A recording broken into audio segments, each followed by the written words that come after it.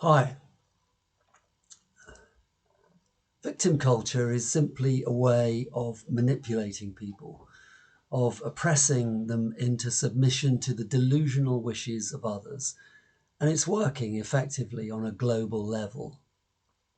There are, of course, real victims in the world, adults, children, animals, and they need help and protection, and whoever has wronged or abused them need to be caught and punished. Any reasonable person can take that for granted. But displacing all that is the phenomenon of victim culture. All you need to be a victim is to be black, a woman, gay, any one of the race and gender groups that have reinvented themselves as victims of oppression by an imaginary enemy, usually called white privilege. And then you can launch yourself onto a journey in which you are no longer a human being, but a bag of complaints, whining, special pleading, accusations, and shouting down anyone who disagrees with you. And you expect apologies, benefits, special treatment, restitution, sympathy, and the ludicrously named positive discrimination. Here are just a few random comments I got from recent publications. As a black person, I have a right to positive discrimination. As a lesbian, I have a right to positive discrimination.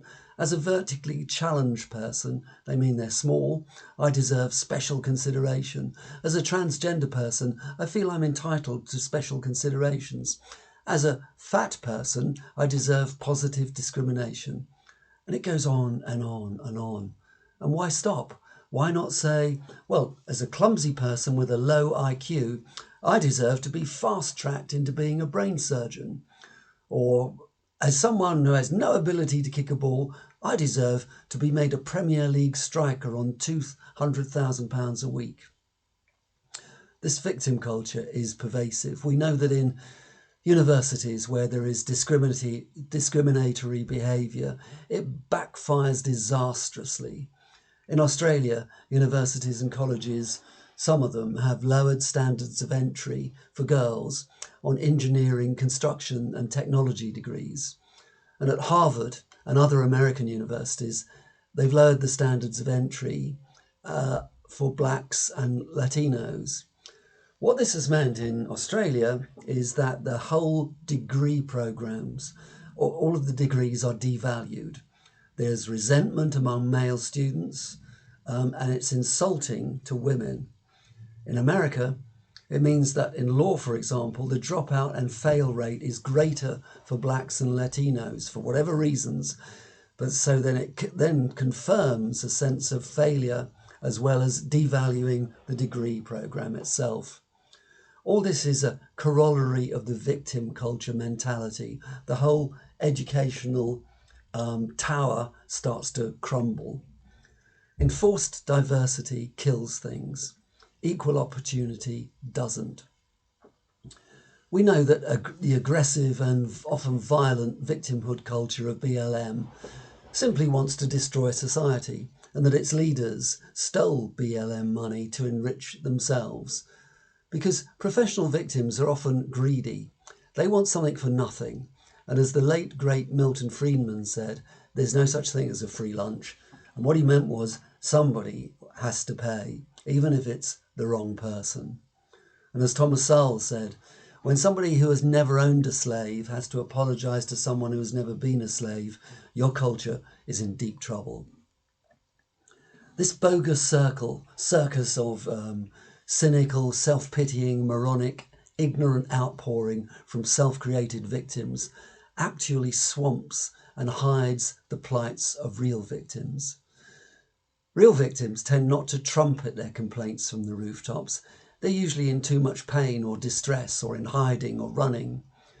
But the fake victims have long ago lost contact with reality and live in a bubble of imagined and falsified persecutions and wounds. Animals are much more attuned in this respect to reality than we are. The rabbit doesn't complain to the fox about being a victim and demand compensation. If it does, then it gets eaten. No, the rabbit recognises the nature of reality, that life is not always fair, that there are dangers and inequalities, and so it sensibly runs and hides underground until the danger is past. And if, like Harry and Meghan, you try to turn your imagined victimhood into a profession, a dollar machine, it can backfire on you, as it should. Here are some of the real victims of our wokish, self-obsessed, whining, vindictive, entitled, persecuting culture. Some of the real victims are animals subjected to the cruelties of halal butchery, young working class white girls groomed by rape gangs, they're victims. Julian Assange is a victim for making truth and information available while his persecutors and torturers wish to hide it. Tommy Robinson and Katie Hopkins are victims for daring to speak out against hypocrisy, injustice, and the crimes of the political class that smothers us. Thank goodness, though, they don't accept the status of victim. They get up, dust off, and fight on. Small businesses are victims of hiked energy prices and a globalist plan that wants to own everything. We were all victims of a COVID propaganda war. And this victimhood culture extends into global politics. The Iraqi people and the Kurds were presented as the victims of Saddam Hussein, when really America and the UK and others just wanted to destroy Iraq, steal all its stuff, destabilise that part of the world, and leave it a violent mess for the next God knows how many generations.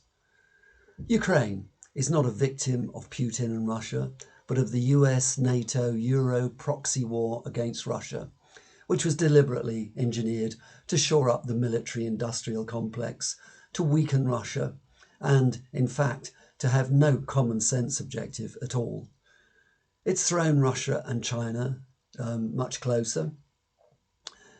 And if Putin goes and Russia ends up being fragmented into territories, or with their own nuclear weapons, then God help us.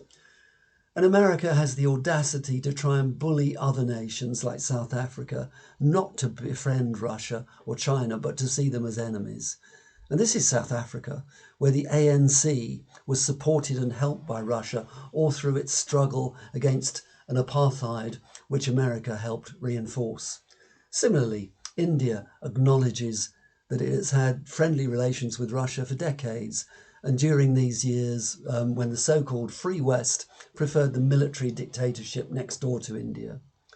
The Arab states, Central America, China, Iran, much of Asia, and a lot of Europeans, although they have no media presence, refuse to make an enemy of Russia.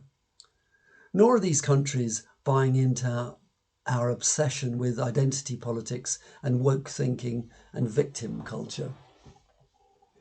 Putin's recent speeches, noticeable for their eloquence compared to the demented babble of a brain-dead Joe Biden or the blustering nonsense of Boris and other Western leaders, were a concise and telling indictment of the West. He talked about the erosion of the family, the indoctrination of children and medical abuse of them in the name of gender identity, the collapse of a sense of national purpose, an insane welcoming of immigrants, a lack of respect or adherence to law and order. And this is the man we are told is about to die or be deposed or lose the war. This is a tyrant, a madman, we're told. But whatever happens to him, he's one of the few talking sense. And he also talked about the need for diplomacy.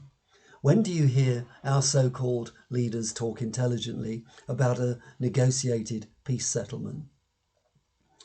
The transgender nonsense, the woke thinking, the desecration of our history and culture, and our embrace of a poisonous, malevolent victim culture are all signs of a collapsing culture intent on destroying itself.